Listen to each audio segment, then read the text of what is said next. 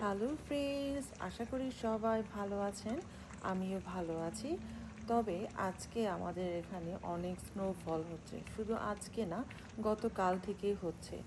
একদমই মনে হচ্ছে আবার উইন্টারটা ব্যাক করেছে। কিছু করার নেই, এখানে এমন জীবন। যাই হোক, আজকে আমি সবার সাথে শেয়ার করব আমি কিভাবে গরুর মাংস রান্না করি। আজকে যে গরুর মাংসটা রান্না করেছি সেটা একদমই ডিফারেন্ট ওয়েতে। আশা করি সবার কাছে ভালো লাগবে। আর এখন আমি পুরো ভিডিওতে চলে যাচ্ছি। প্রথমে আমি একটা প্যানে সরিষার তেল দিলাম। আমি গরুর মাংস রান্না করি সবসময় সরিষার তেল দিয়ে। সরিষার তেল দিয়ে রান্না করলে একটু মজাটা অন্যরকম হয়। তারপর তেলটা গরম হওয়ার পরে আমি জিরা ফোড়ন দিলাম, আস্ত জিরা। আপনারা এটা স্কিপ করতে পারেন, বাট আমার কাছে জিরা ফোড়নটা অনেক ভালো লাগে। তারপর আমি পেঁয়াজ কুচি দিলাম, প্রায় 1.5 কাপের মতো। পেঁয়াজ কুচিটা ভাজা হওয়ার পরে আমি এখন রসুন বাটা দিলাম আর আদা বাটা দিলাম। রসুন বাটা যাবে শুধু 1 চামচ, আর আদা বাটা 2 চামচ। গরুর মাংসে আদা বাটা মানে একটু বেশি দিতে হয়। তারপর এখন পরিমাণ মতো করে মরিচ বাটা দিলাম। আর এখন দিলাম আস্ত গরম মশলা, তেজপাতা সহ। আপনারা চাইলে পরেও দিতে পারেন, বাট আমার কাছে আগে দিলে একটু ঘ্রাণটা সুন্দর লাগে। তারপর একটুখানি আমি কষিয়ে নিব।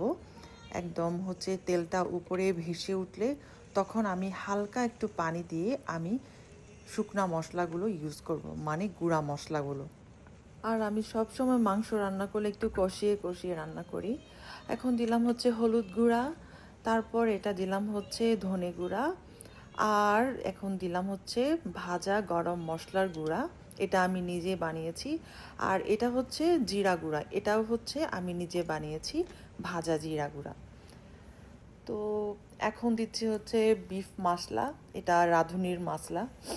তারপর এখন সমস্ত মশলাগুলো আমি এখন বেশ কিছুক্ষণ নেড়ে নেড়ে একটু কষিয়ে নিব। অল্প একটু পানি দিলাম আর ঢাকনা দিয়ে আমি 3 থেকে 4 মিনিটের মতো আমি এটাকে কষিয়ে নিলাম। তেলটা উপরে যখন ভেসে উঠছে তখন আমি একটা টমেটো দিলাম। আপনারা চাইলে একদম কুচি করে দিতে পারেন, আর আমার মতো করেও দিতে পারেন। তারপর অল্প আরেকটু পানি দিয়ে এখন আমি লাল মরিচ গুঁড়া দিলাম। মরিচের গুঁড়াটা আপনাদের পছন্দ অনুযায়ী দিবেন, যে যতটুকু ঝাল খাবেন ঠিক ততটুকুই দিবেন। তারপর আমি আবার 3-4 মিনিটের মতো এটাকে ঢাকনা দিয়ে কষিয়ে নিব। এই যে তেলটা একদমই উপরে ভেসে উঠছে, তার মানে এখন মাংসটা দেওয়ার জন্য পারফেক্ট টাইম। আমি এখন আগে থেকে ম্যারিনেট করে রাখা গরুর মাংসটা দিলাম। এখানে প্রায় 1 কেজিরও বেশি গরুর মাংস আছে। আমি ম্যারিনেট করে রেখেছি হলুদ, লবণ, তারপর লেবু রস দিয়ে আমি প্রায় আধা ঘন্টার মতো ম্যারিনেট করে রেখেছিলাম। আর এখন ঢাকনা দিয়ে আমি এখন অল্প আছে এটাকে বেশ কিছুক্ষণ নেড়ে নেড়ে এটাকে কষিয়ে নিব। এই যে এরকমভাবে আমি বেশ কয়েকবার নেড়ে নেড়ে কষিয়ে নিলাম। তারপর ফাইনালি আমি গরম পানি অ্যাড করলাম ঝোলের জন্য। আপনারা যে যতটুকু ঝোল খাবেন ঠিক ততটুকু পরিমাণ ঝোল দিবেন। আর আমি আজকে একটু মাংসটা একটু ঝোল ঝোল করে রান্না করব, তাই একটু বেশি পরিমাণই দিয়েছি। আর মাংসটা যখন 70%-এর মতো সেদ্ধ হয়ে যাবে, তখন আপনারা এরকম আলু দিতে পারেন।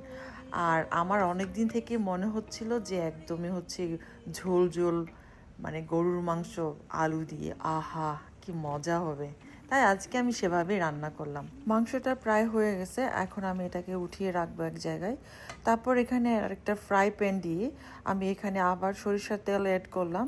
সরিষার তেলটা গরম হওয়ার পরে শুকনা মরিচ আর রসুন কুচি একটু বেশি পরিমাণে আমি ভেজে নিব। তারপর এটাই আমি মাংসে সুন্দরভাবে ফোড়ন দিব। আর এইটাই আমার ডিফারেন্ট একটা ট্রিক্স। আমার কাছে এই মানে ফোড়নের গন্ধটা এত ভালো লাগে, মাংস জাস্ট অসাধারণ হয়ে যায়। সবার শেষে আমি এখন ভাজা জিরা গুঁড়া আবার দিলাম।